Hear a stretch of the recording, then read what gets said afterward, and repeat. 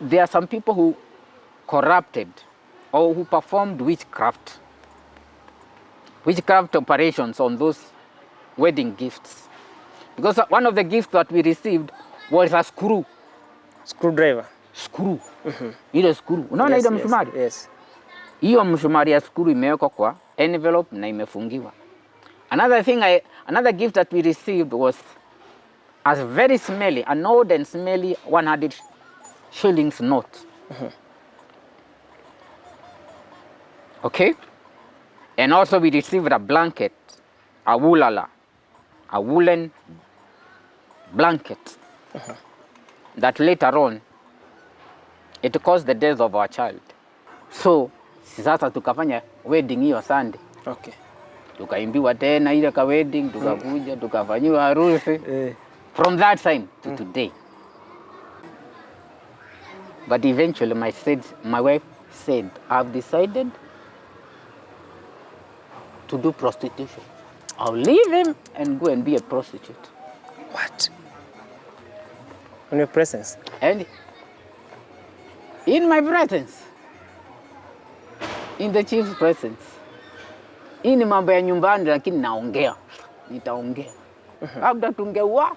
Yeah, true. Si ndio? Simekusimulia hiyo kesi ya wrestling match. Hiyo miguu yangu ilikuwa inabomolewa.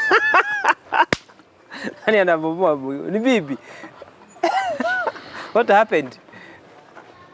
I think it's just normal misunderstanding. We started fighting. And now she overpowered me. And sat me on. She pushed me against the bed. So I sat down with my legs straight. Na alikuwa hapa. Akaruka. I would have these dreams. What do you call them? Nightmares. Yeah. Very traumatic, fearful nightmares. The other thing I would see demonic spirits. You know, the people think that hizi stories za jaba. Naambia ukweli, ule ukweli. So help me God. Yes. So nilianza kutembelewa na shetani mapembe. Unaona? Sasa sikuwa naziona na hii macho. Yes. Ni kama nilikuwa nafunguliwa kamrango hapa hivi. Yes. Naona shetani mapembe hapo. Wanaachilia is like lightning. All some kinds of wavelengths of energy. I started experiencing spiritual attacks. For which I did not know the cause. And some of these spiritual attacks were, insomnia. We call it insomnia. That is sleeplessness. I could not be able to sleep for prolonged periods of time. For many days in a row.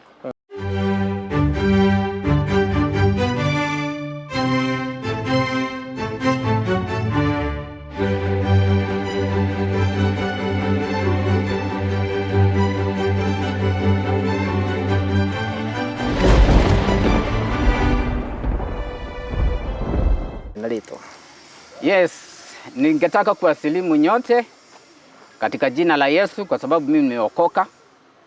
Nampenda Yesu. Jina langu ni Samuel Kimani Ng'ang'a. Na mimi nimezaliwa Kiambu West. Okay. Sub county. Lali constituency. Niko na baba. Hata ingawa ni mzee. Niko na mama. Wote wako. Okay. Ninawapenda. Niko na wadugu. Ndugu watatu. Mimi nikiwa wanne. Niko na dada wawili. Okay. Mimi ni mzee. Nimeoa. Niko na mke na watoto watatu. Okay. Kwa kifupi, huyo ndiye Samuel Kimani Ng'ang'a. Na nimefurahia sana kuwatembelea na kushiriki nanyi katika People's Podium. Thank you very much. Yes. Okay, a short brief, eh? Yes. The way you live to abroad. Yes. Maisha hapa Kenya ilikuwa namna gani? Yes. Otherwise, I can say that I'm a man of two what? Two hearts. Two hearts. We call them, yeah. Two stars. Yes. I don't know whether I'm a two-star general or something. Hey. I am a pastor, but I'm also an educator. Nina chunga watu kanisani, ninahubiria, na pia upande ule mwingine ninaelimisha wanafunzi. Mimi nimeshahitimu kuwa mwalimu wa sekondari, shule ya upili. Hata ingawa sifanyi hiyo kazi, niko katika biashara, I mean education business. Okay. Niko na mimi pamoja na rafiki yangu Vincent Wakafa. Tumechapisha vitabu 13. 13 books for 13 different subjects. And also compiling another one for Islamic religious education. So we have printed and published. We have published and printed 13 books, 1 book for every subject: maths, English, Kiswahili, biology, physics, chemistry, theory, history, geography, agriculture, business, home science, computer, all that. Okay. Yes, so my work is to pastor, to preach the gospel, and also to support high school students, especially the current Form 4s and Form 3s, so that they may be able to do revision and to perform the best way possible in their KCSE. Kwa hivyo hizo vitabu zangu za top student, hizo vitabu zetu za top student KCSE study guides, wanafunzi wakizitumia kufanya revision, hao wanafunzi wanapata A ama wanapata a very strong B, that is a B+.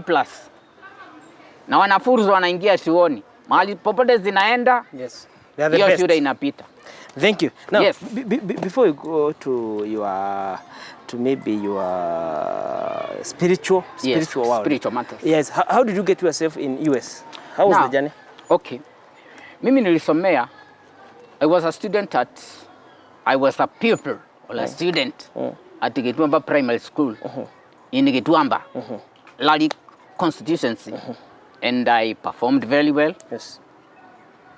I think I was number 2 in Kerenga sublocation.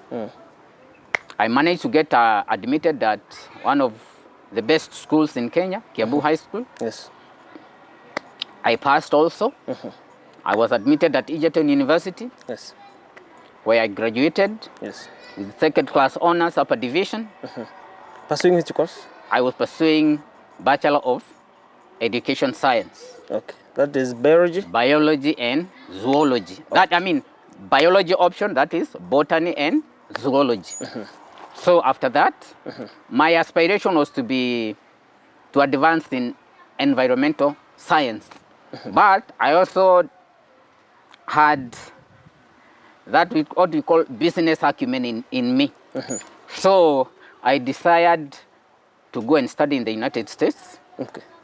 Where I pursued a master's degree in Kennesaw State University in Georgia, Kennesaw, Georgia. And after pursuing my studies, I came back to Kenya. I started a business organization or a company. Yes. And that's, I do education business. Okay, before you come back to Kenya, yes. How was your experience in US? My experience in the US, I can say it was okay. Okay. But life in the United States can be challenging because I had not gone there on a scholarship basis. I had gone there, I just decided, in my heart, I just decided to go to the US, study in the US, find out what is this that the Americans are doing better than us Kenyans, or what is this that is making America be great. You know, the slogan of the Americans is making America great again. America is great, real great. But living in the United States is not, it's not an easy thing. Okay. It can be full of challenges, especially when you go to advance in education, in higher education, without a sponsorship or without a scholarship. So I used to work during the day or night so that I may be able to support my studies, which was not an easy thing to do. So, but eventually God helped me. I managed to complete my studies. Yes. And then I managed to come back to Kenya. What were you doing for survival here there in For the US? survival in the US, I used to do assisted living work. Okay. Where I would visit, or I would attend. I would visit, or I would work in nursing facilities or retirement homes. Actually, that is the word. Okay. Retirement homes. I would assist old people with their day-to-day duties. Yeah. For example, waking them up, putting them to bed, you know. So in that way, I would be able to, I would be paid on an hourly basis.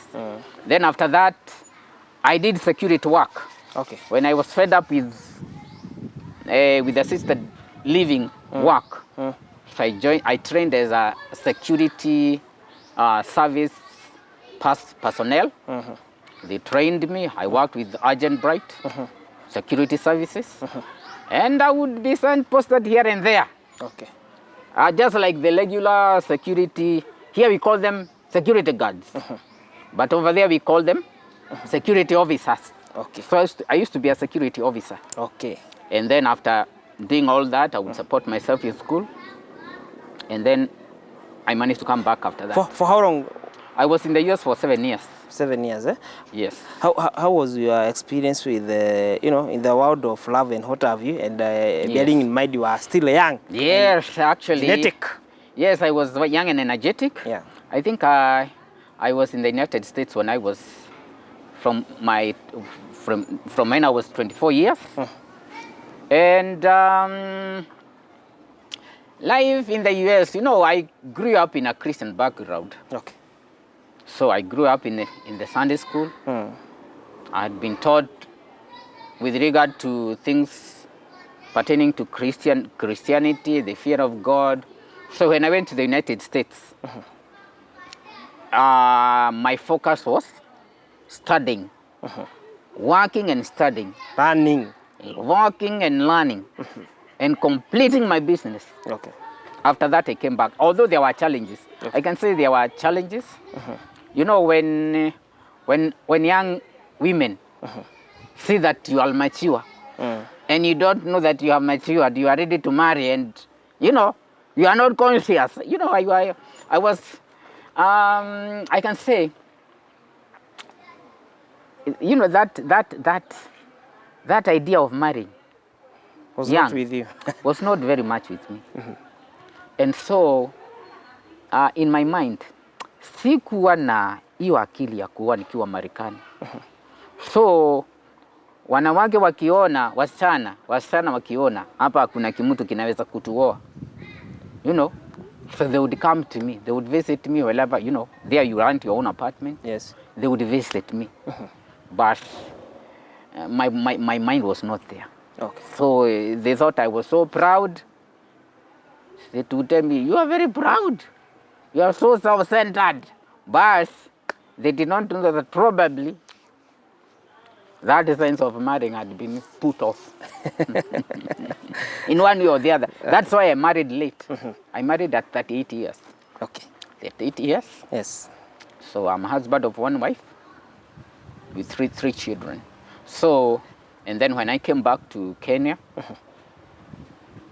I had, God had called me for ministry. Okay. Najua sasa, si mimi ni mtu wa ndoto na maono. Sasa nikiwa pale Marekani, nilipata maono nikiitwa kwa huduma. Okay. Huduma ya deliverance. Lakini sasa sikuwa najua hata deliverance ni nini. So I came back to Kenya. I joined a certain man of God who has a deliverance ministry. I humbled myself under him. He trained me. I came to understand what deliverance is all about. Then I moved to another. That time I didn't know. how to maintain an altar. I did not know how to work with altars. Because you see, when you have studied this, when you have all that you have lived doing is learning academics, physics, biology, and all that, sometimes you may not be very much wise with regard to spiritual matters.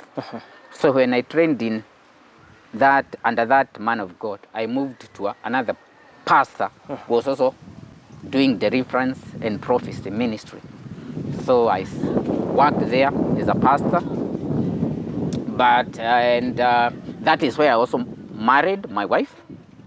That's where I met my wife, and the pastor in that organization, he assisted me very much. The church supported me. I married at 38. And when during our wedding day was very colorful, but there were also enemies who decided to come in and give us gifts, wedding gifts, which they had corrupted in one way or the other. So wakati tulifanya hiyo harusi, na tukachukua zile zawadi za harusi tukazipeleka kwa nyumba. Siku ya kwanza, ya pili, ya tatu, hiyo nyumba tulishindwa kukaa katika hiyo nyumba kwa sababu nguvu za giza zilijaa kwa hiyo nyumba kwa njia ambayo ilitushangaza. So vile tulifanya, we decided to go to fast and pray. We decided to fast and pray. Or we decided to get into serious prayer and fasting. Because we did not understand, you know, if you don't know something, you don't know. You are that ignorant. Yes. So we did not know that people can bewitch wedding gifts so as to corrupt our wedding, our marriage. And that was the genesis of a lot of strife in our wedding. Tumepigana muda mrefu. Tumekosa kuelewana katika ndoa muda mrefu sana, lakini Mungu hatimaye. Unajua wakati mwingine hata shida inaweza kuwa mwalimu. You know? Yeah. So sometimes even the Bible says that Jesus learned obedience through what he was suffering. Jesus learned obedience through the sufferings that he was going through. If you read the Bible, you see all that. Yeah. So the thing is, there are some people who corrupted or who performed witchcraft operations on those wedding gifts. Because one of the gifts that we received was a Screwdriver. Screw. Ile screw. Unaona ile msumari? Yes. Hiyo msumari ya screw imewekwa kwa envelope na imefungiwa. Another gift that we received was a very smelly, an old and smelly 100 shillings note. Okay? And also we received a blanket, a woolen blanket that later on, it caused the death of our child, of our baby. And we were able to narrow down to that, so to that gift. Of course, we prayed about it. So we prayed about it, and also we got a revelation about that. And when we burnt that, because our children are always sickly, so we also prayed over that blanket. We reversed everything back to the sender, although damage had already been done. And when we burnt that blanket, those diseases and infirmities that were affecting our children, especially our firstborn daughter, I think she got healed. And ever since, we have not experienced any other death in the family. And we thank God for everything. Okay, taking you back, right when you were in high school, Form 2, right? Yes. Can you give us the spiritual experience you had? Yes, spiritual experience. Yes. Incidentally, I performed very well in class 8. Okay. So I was admitted in a good high school, in a great high school, one of the best high schools in Kenya, Kiambu High School. But when I was in Form 2, I started experiencing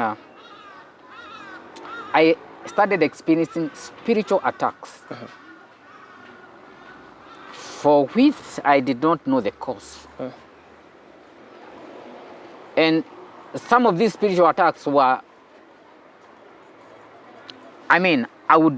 insomnia. We call it insomnia. That is sleeplessness.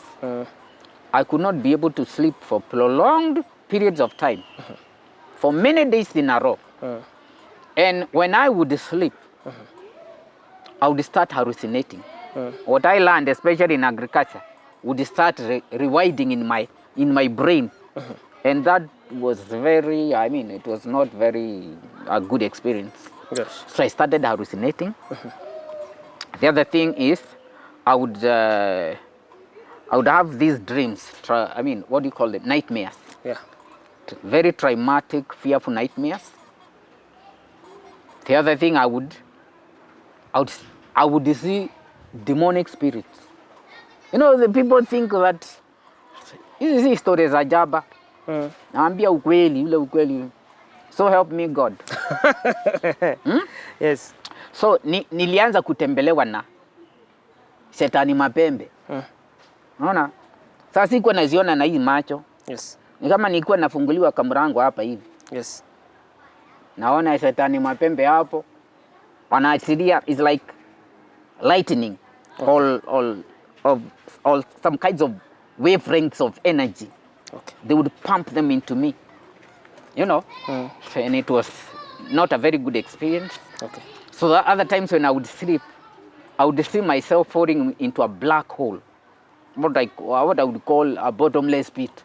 But then another power would lift me up and bring me back to consciousness. And I would wake up very scared, very traumatized. So my heart would race.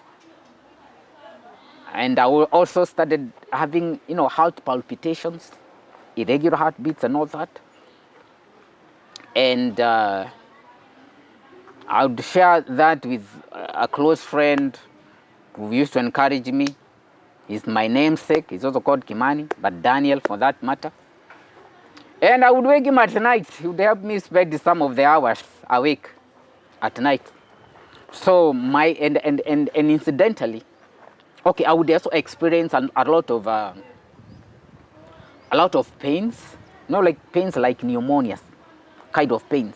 Very sharp pains in the chest cavity. Yes. And in the abdominal, in the stomach area, But incidentally, if I would visit, I would visit Kiabu Level 5 Hospital, Kijabi Hospital.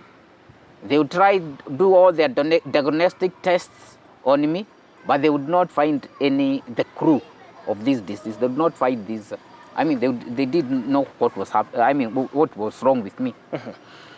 And so I visited a psychiatrist in Rimuru, and he helped me a lot. His name was Dr. Gichinga. He helped me a lot. He gave me some sleeping pills, general sleeping pills. But also at that time, I suffered nervous breakdown. Sio wazimu, but I think I had been injured seriously in my soul or in my heart, such that I became so very weak and frail. My parents started taking care of me as if I become a child. Okay. And I needed a lot of encouragement and comfort and consolation. So, and that was my experience. Probably what I can, you had asked me what was the doorway. Yeah. Because some of these things, so there must be a reason. Yes. When you find yourself being attacked, when you find yourself experiencing spiritual attacks, there is a doorway. What I've come to realize is that there was an ancestral doorway. There was a family or ancestral doorway. But I had also opened up that door. Because when I passed very well in primary 8, class 8, I think there are people who felt jealous. That's what I think. There are people who felt jealous. Some were not happy. You know, they are just family members. I love them, or I loved them. Yes. You know, and when you are growing up as a child and in a Christian environment, yes, you are not taught to hate anyone. You know, you are taught that Jesus is love, God is love, so let us love one another. Yes. So, but I didn't know that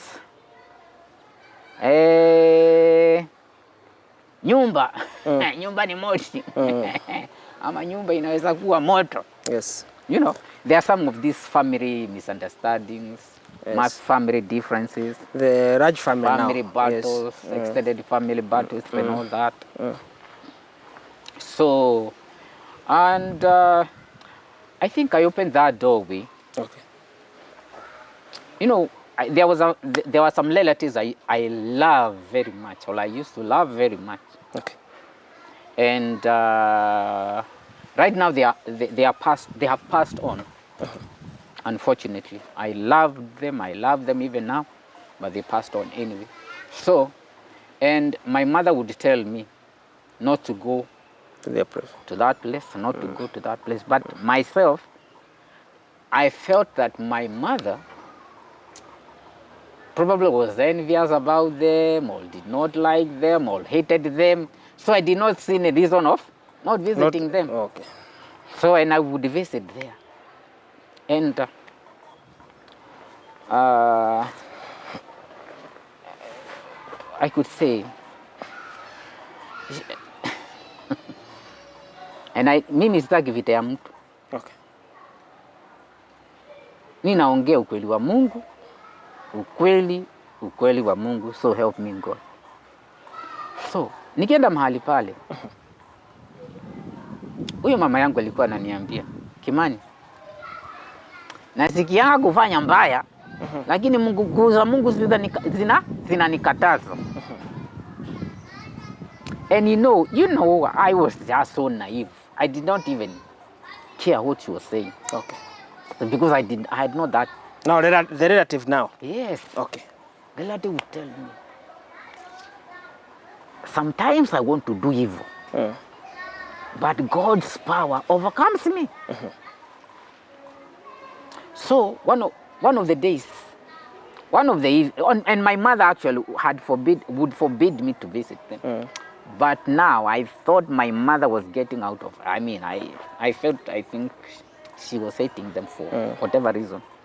So I visited them one evening. They gave me some food, some githeri.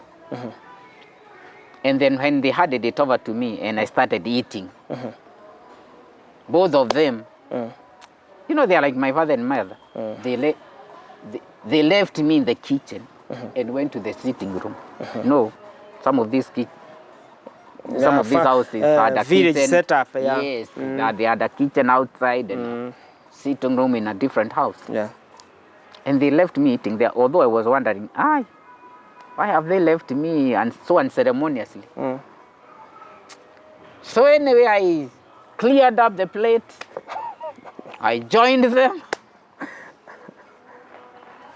But soon afterwards, I started those sufferings. I said, I don't know. There was things that it's very controversial. So I'm not 100% sure that that's the way I opened that door. Okay. But that is, you know, when I started thinking about it, rewinding, akili zangu zinaendanga tu pale. Okay. So you see? But on the other hand, you know, I see this. I mean, there was a doorway in the ancestry, because, and I came out when anyway, that's what I would say. That's how I probably. Did your parent understood you and whatever you are going through at that particular time? Sometimes I would tell them I'm seeing demons, but sometimes you see, you know, they thought like I have lost. I've lost my mind. Sometimes the parents may not understand, you know. So, but you know, my mother. Anyway, because I had a total. I had total emotional breakdown. I know they knew that I was not pretending. I was not faking things. And so I believe they would, they consoled me, they encouraged me, they took me to hospital. And right alone, when I was in Form 3, I gave my life to Jesus. Okay. I gave my life to Jesus. I became born again. There's a difference between giving your life to Jesus and being born again. I'll explain that later on. Okay. Because you are born again when you are baptized the right way. You believe in Jesus and you are baptized the way Jesus was baptized. That is when you get born again. Okay. Anyway, so to cut the whole story short, I gave my life to Jesus. When you have Jesus in your heart, he gives you power to overcome those evil powers. Okay. But that's not to say that the door was closed. I continued in experiencing those attacks even after that. Yes. Anyway, I completed my high school. I went to university. I completed my studies. It was a challenge, especially the very last year. Then after that, I decided to fly to the US and to pursue further studies. Yes. I was admitted at Kennesaw State University, Michael J. Coles. In US? Yeah, Michael J. Coles College of Business. I studied international trade.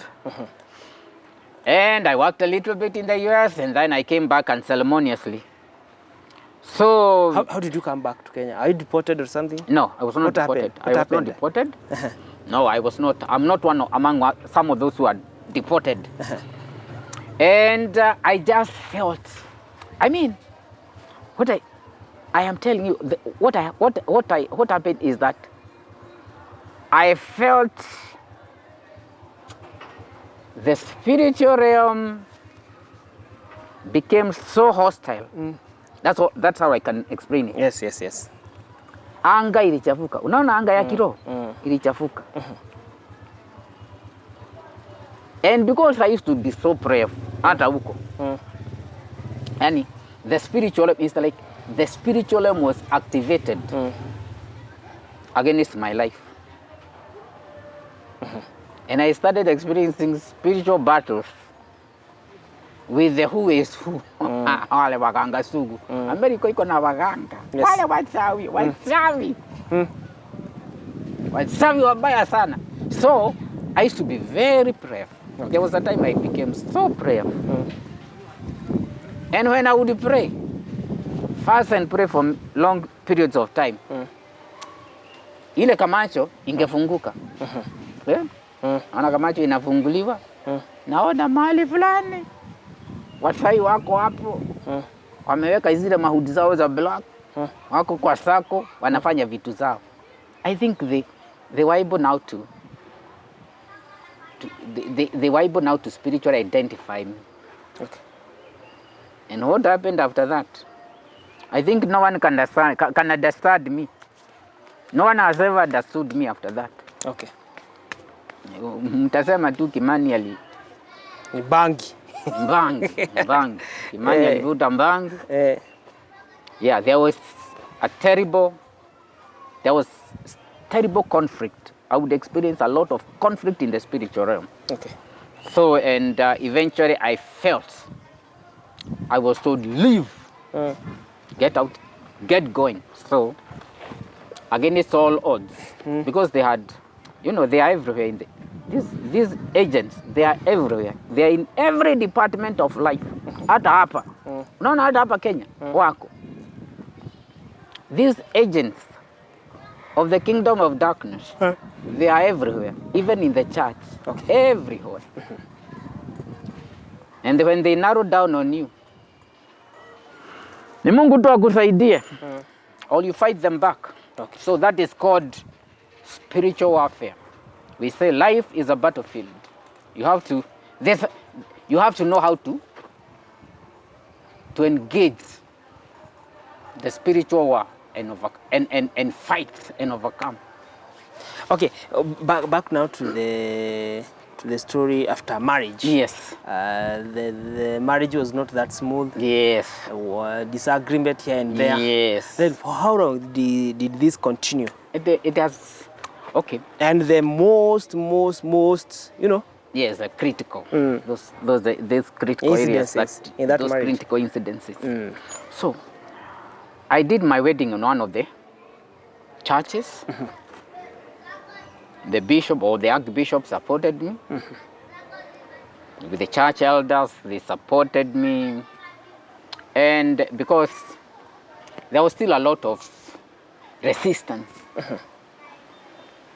from my family members. Okay. I mean, when I told them I want to marry, instead of backing me up, very close family members, they refused to give me the backup. No. Okay. Wakati mwingine unapelekwa yani ni familia inakupeleka mahari. Yeah. But when I told them I want to marry, I was rejected. Even by some of the immediate family members. So I married, I was assisted by the bishop. Okay. And the church elders. And of course my sisters and mother. So I went, I took the dowry. I was permitted to do the wedding. We had a very good, happy wedding. That day was great. And the bishop would keep on telling me, Kimani, you need to pray. You need to pray seriously because your arch enemies are coming, will be attending your wedding. Pray about it. So, you need some of these things. When you are not so spiritual, you know, sometimes you take things for granted, but we would pray. We prayed a lot. But during the wedding day, surely as he had told me, there were enemies, arch enemies, and that some of those enemies are the ones who are putting nails, you know, the screws in the gift envelopes. They would put the smelly $100 bills. And I came to know who put that $100 bill. Okay. And he died a very bad death. You know. So one of them gave me a very good blanket, a woolen blanket. And when he prayed over, my children are always very sickly. One of them died, the second born died, and the other one was always sickly. Then eventually, when we identified that blanket to be the doorway, we prayed over that blanket, we prayed against that assignment, we burnt it, and the children got better. They got healed, they got better. But the problem from that time was we never lived in peace or at peace with one another. My wife and I were always having misunderstanding, we were always fighting, misunderstanding, separation today, coming back together tomorrow. Tulipigana sana. Hatukuwa tunaelewana. Tulikuwa tunapigana. Hatuelewani. Hiyo ndoa. Hata kama sasa tuko na amani, tumepitia msuko ngine ambayo haieleweki. So anyway, after some time, I resigned my pastoral work in that church because I felt that there was something wrong. There was something seriously wrong. nikaona katika ile kanisa, nikiinua kanisa ikikuwa na naitishwa inapewa mwingine. Unaona? So I felt that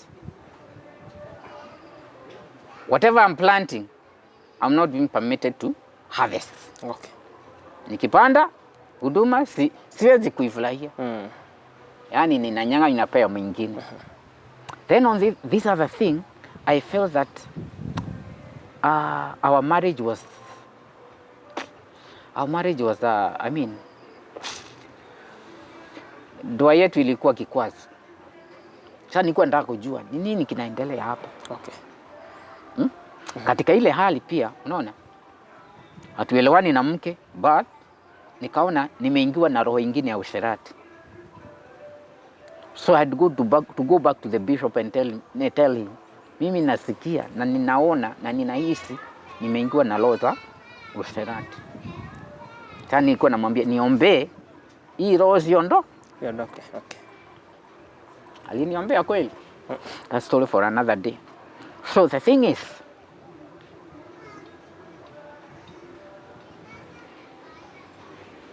aliniambia ombewa na wale. Mimi si kuongea tunaombea mbaya juu ya mtu yeyote. Ombewa na wale. But after that, things became even worse. Lakini kuja kujua baadaye wale wengine walikuwa wameoa bibi za wenyewe. Hiyo ni yao, mimi nilitoka huko. Sitaki kuendelea kuongea na hiyo. So the thing is, I resigned. Sababu niliona sijisaidii. Nyumba yangu iko na shida. Hiyo kanisa nikilea inachukuliwa. So I decided, let me do what I know best. Okay. Let me do education business. So we published 13 books. Okay. With my friend Vincent. So I started now marketing my books in schools all over.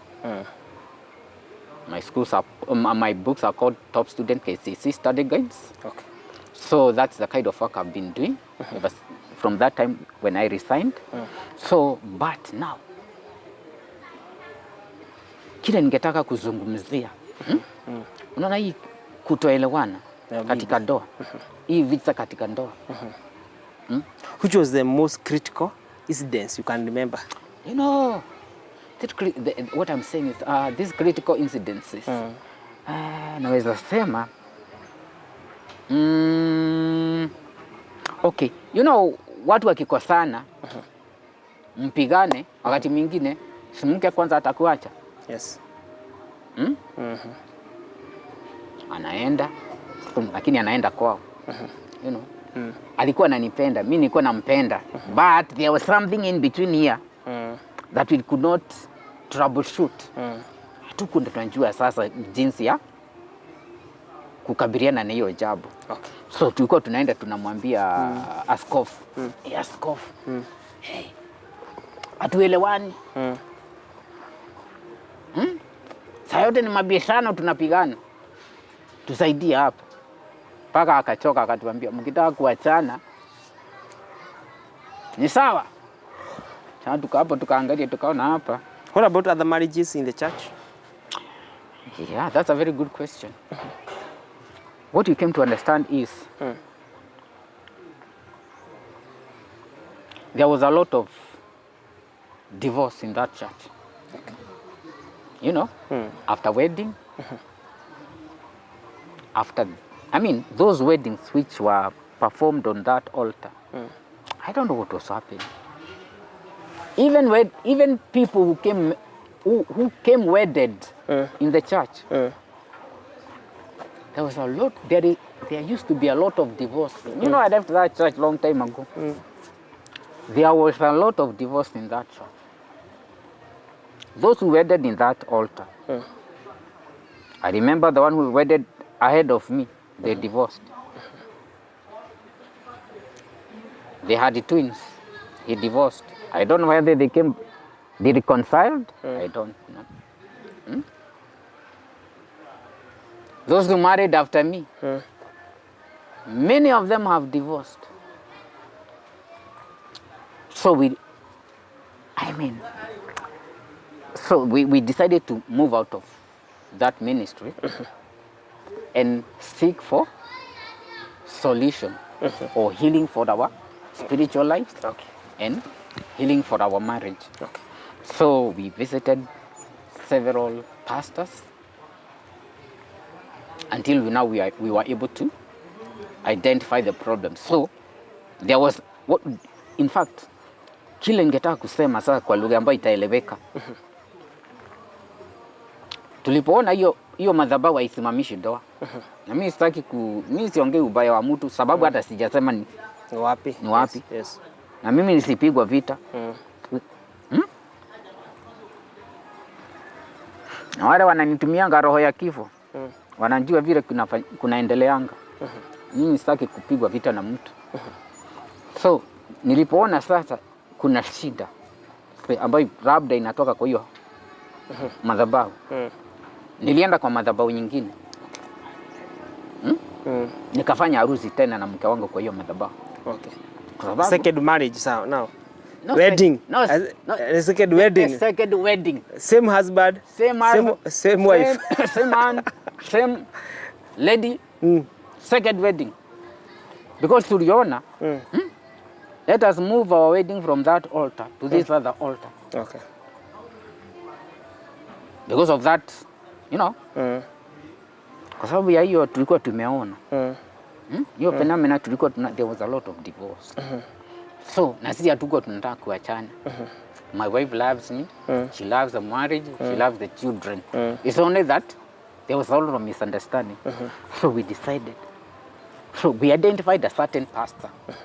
He's a certain apostle. And the reason I went there is because things had got out of hand.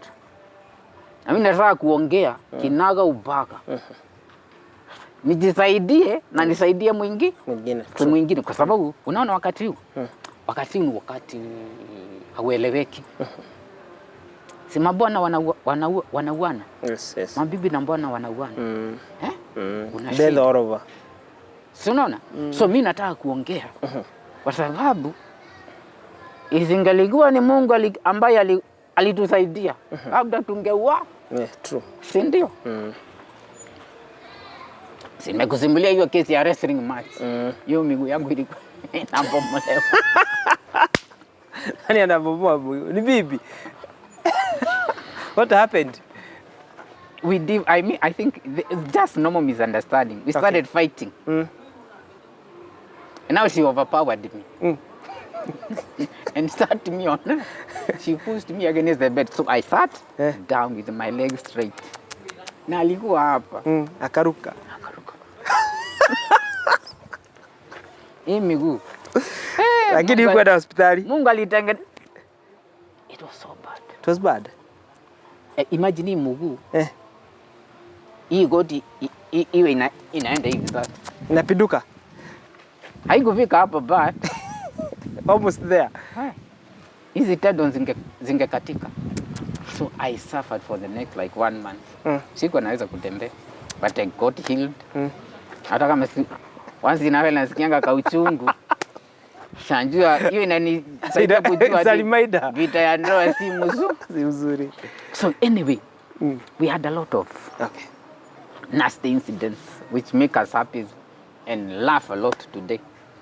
How tunasemanga nini kilikuwa kimeenda mulama. Was there any given point you separated, like physical separation? Unajikaisha anajikaisha. Okay, what you do? No, we have never separated like that. But when she felt that, I mean, she could not stomach it any longer, she would run away to her father's or her mother's house for like a week or two, and then she would come back. Those quarrels. What about these incidents with you had even discussion with the chief and told you to, yeah. Okay, sometimes. Okay, she would take me to the chief. Okay. Once or twice. the chief is a pastor. So we would also go there for pastoral counseling. So she would tell me, I'll take you to the chief. Lazima tujue shinda yako. Yani, lazima tujue. What's your problem? You kimani. Lazima nikustaki kwa chief. Because I used, hey, niko mtu wa hasira. I had an anger problem.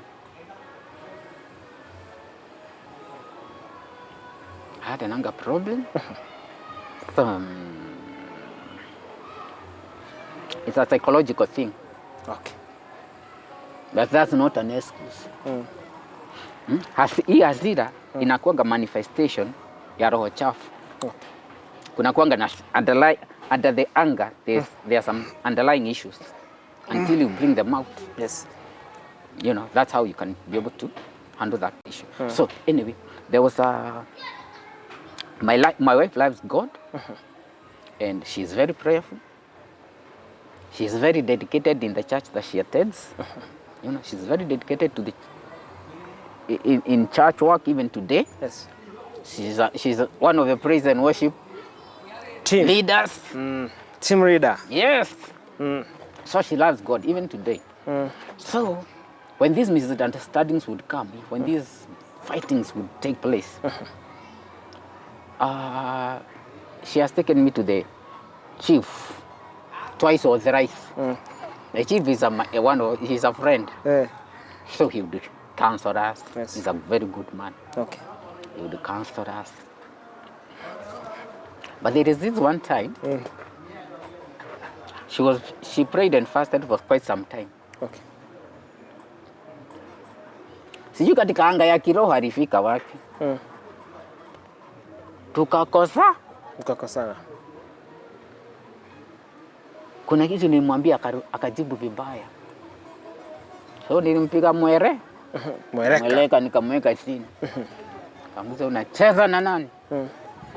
Nafikiri ni chapa kofi moja. Sasa niambia badala ya vita wacha tuachane. Okay. Then afterwards, so nyumba 10. Akiona kitu kimefikia nyumba 10. It's a big thing. Because he went there with a complaint. Anataka kuniua. Sasa wazee wa nyumba 10 kusikia mtu anauawa. They get walisema muachane, kila mtu akae kivyake. Wazee wengine hapa hatu wao ni wazee wa kutoka wapi hapo. Anyway, so but then a meeting was scheduled at the chief's place. Okay. And we went there to case. And you know, kila mtu akasema mambo yake, vile umekosewa nini. But eventually my wife said, I've decided to do prostitution. I'll leave him and go and be a prostitute. What? In your presence? And in my presence. In the chief's presence. Hii ni mambo ya nyumbani lakini nitaongea. Sana sikumwaibisha. Sababu hata mimi sikuwa mzuri. Okay. So but when I looked at her, did she mean it? Mwanamke aseme hivi na asiwe anaamini. Hapa kuko mchezo. Okay. But nikamwangalia hivi, nikaona hapana. Hapa kuna kitu ambacho kieleweki hapa. So I decided now to take a serious step.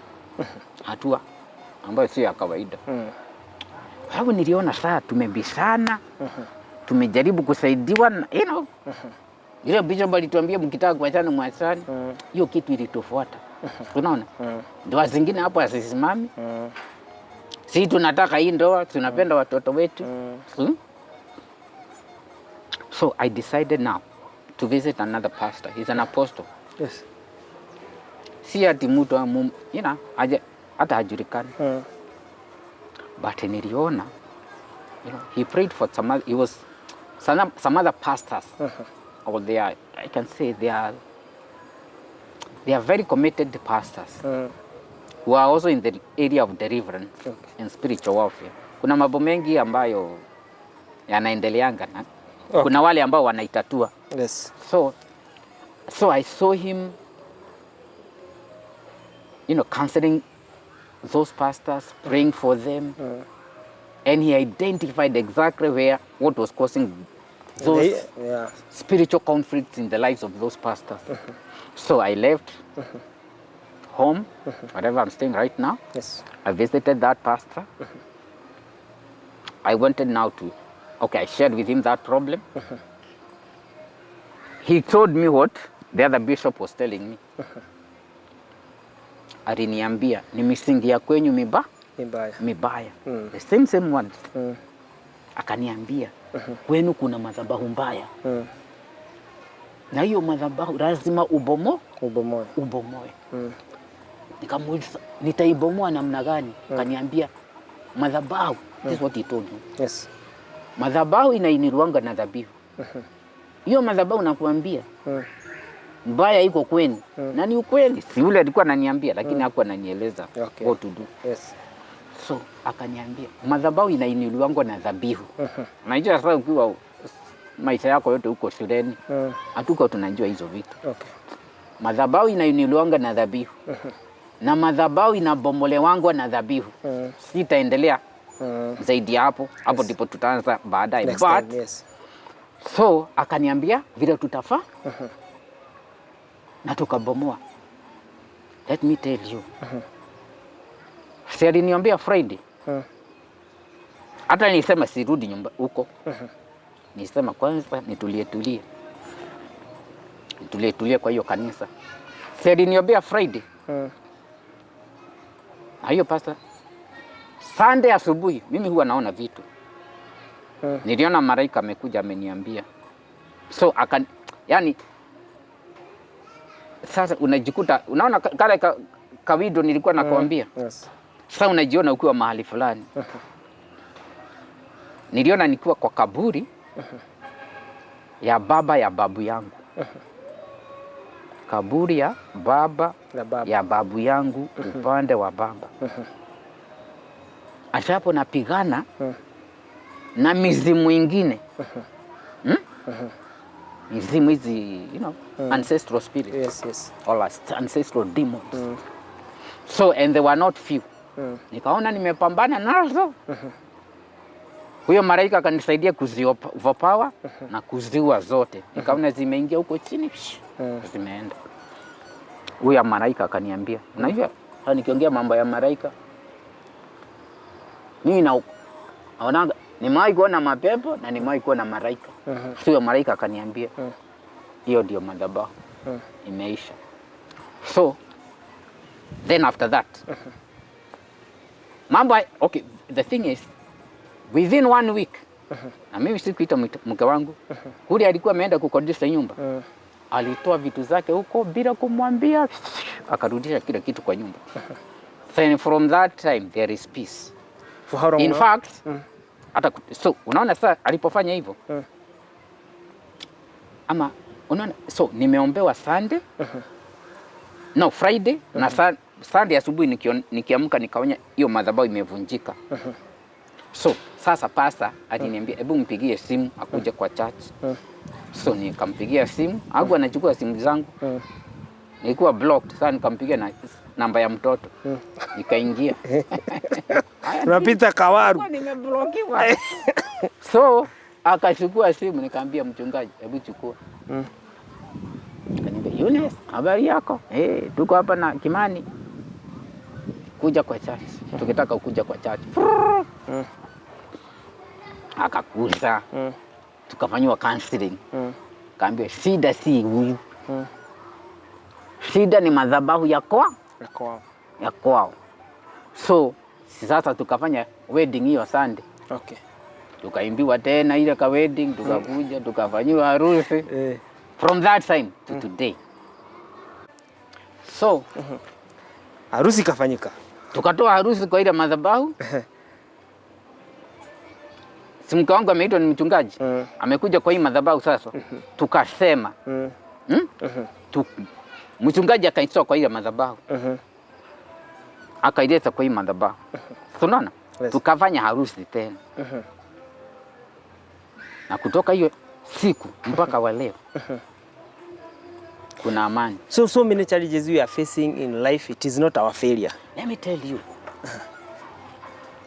I would like to say this. We are not the problem. I would like to say this categorically. An evil personal, family or ancestral altar is not a respecter of persons. Okay. Yani madhabahu ambayo wewe umejiinulia. Madhabahu ambayo imeinuliwa katika familia yenu. Madhabahu ambayo imeinuliwa katika ukoo wenu. Yani haiheshimu ubinafsi. Yes. Yes. Naona? So, if it's an evil altar, if there is an evil altar raised that you raised, or that was raised by your father and mother, or that was raised in your ancestry, even if it's 1,000 years, and it has not been dealt with, that evil altar causes particular problems. For example, there are families that experience certain patterns, cycles, certain challenges. Kuna familia ziko na umasikini. Kuna familia ziko na magonjwa ya cancer, diabetes, high blood pressure, all those diseases. Kuna familia ziko na the marriage problems. For example, kama hiyo Yesu.